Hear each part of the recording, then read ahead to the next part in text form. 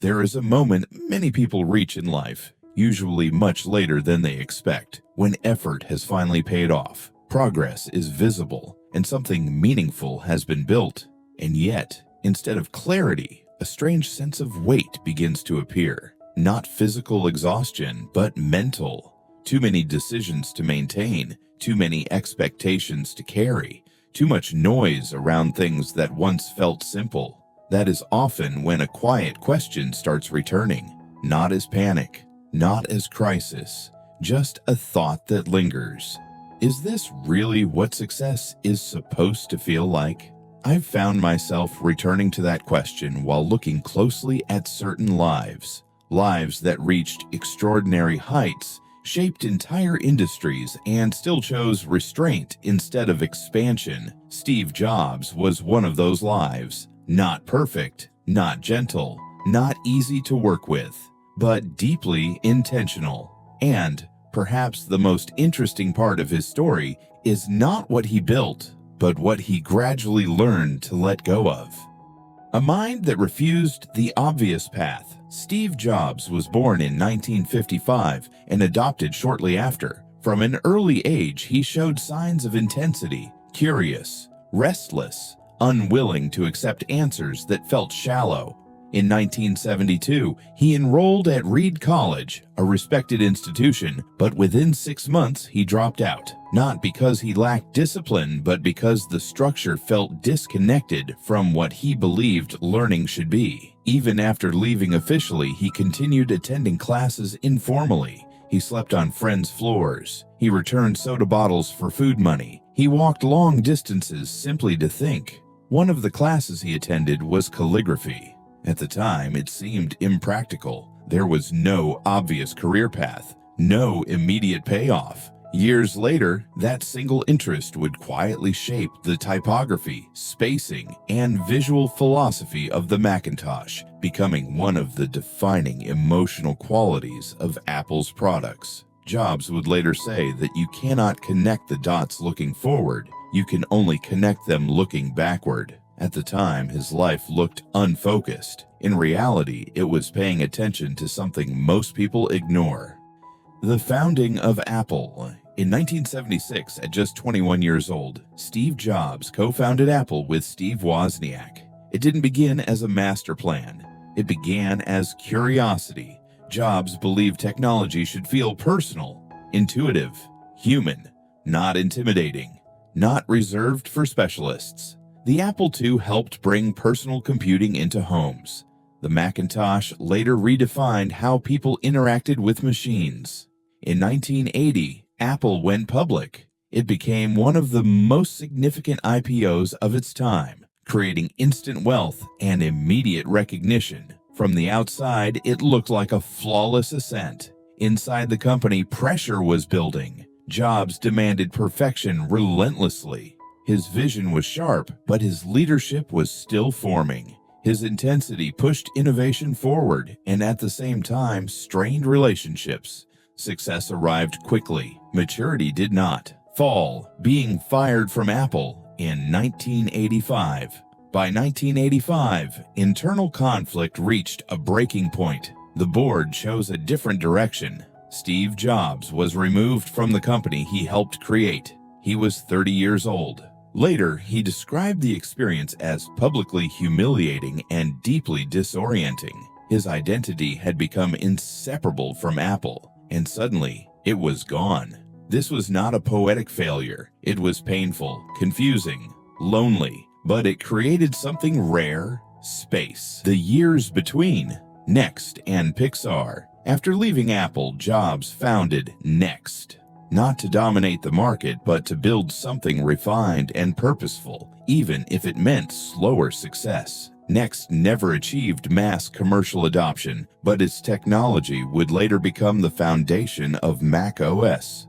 Around the same time, Jobs purchased a small animation studio from George Lucas. That studio would become Pixar. For years, Pixar struggled. There were near failures, investor doubt, and constant financial pressure. Jobs kept the company alive quietly, patiently, without chasing immediate validation.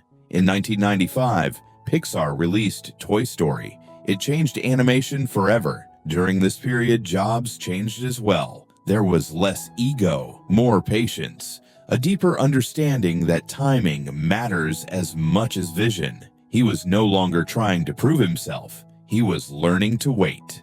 Return to Apple. Clarity through subtraction. In 1997, Apple invited Steve Jobs back. The company was close to collapse. Too many products, too many directions, no clear identity. Jobs did not attempt to save Apple by expanding. He simplified. He reduced the product lineup drastically, focusing the company around a small number of core ideas. Then clarity returned. The iMac, the iPod, the iPhone. Each product was intentionally limited, not because Apple lacked capability, but because Jobs believed focus was a form of respect. Respect for users, respect for attention. Between 1998 and 2010, Apple became one of the most valuable companies in the world, not through excess, but through discipline. The uniform, simplicity as identity from 1998 to 2010, something quietly consistent happened. At every Apple keynote, every major product launch, every moment the world was watching, Steve Jobs appeared the same. The black turtleneck, blue jeans, gray sneakers, year after year. While Apple's products evolved at remarkable speed, Jobs himself seemed almost unchanged. This wasn't accidental, and it wasn't about image. Jobs once explained that he didn't want to waste energy on decisions that didn't matter. What to wear, what to choose, what to maintain. Those decisions, he believed, quietly drain attention. And attention was the most valuable resource he had. Between 1998 and 2010, Apple released some of the most influential products in modern history. The iMac, the iPod, the iPhone, each one refined, each one focused. Behind them stood a man who had simplified his own life to an extreme, not because he lacked options, but because he valued clarity more than variety. In a world obsessed with accumulation, Jobs chose repetition. In a culture chasing novelty, he chose restraint. His uniform was not a statement of status. It was a boundary, a quiet way of saying his attention belonged elsewhere. That simplicity didn't stop at clothing. His home was modest. His possessions were few. He wasn't interested in excess, even when excess was easily available. For Jobs, simplicity wasn't aesthetic. It was discipline, illness, and perspective. In 2004, Steve Jobs was diagnosed with pancreatic cancer. From that point forward, time became more precise, more deliberate. He spoke less about ambition and more through his choices. He was not interested in adding more to his life. He was protecting what mattered. In his final years, Jobs reflected on the limits of success, on what remains when titles, wealth, and recognition fall away. What stays? This isn't a story meant to be copied. It's an invitation to notice something quietly true, that many people who leave a lasting mark don't spend their lives adding more. They simplify, they refine, they let go. Not because life suddenly becomes easier, but because, over time, clarity asks for honesty. And maybe the real discipline isn't in creating something remarkable. Maybe it's in having the courage to release what no longer matters once you do. If this story stayed with you, even quietly, then this space exists for moments like that. You're welcome to return, anytime. And if staying feels right, a small gesture helps this message reach others. Thank you for sharing this time. Take care of yourself.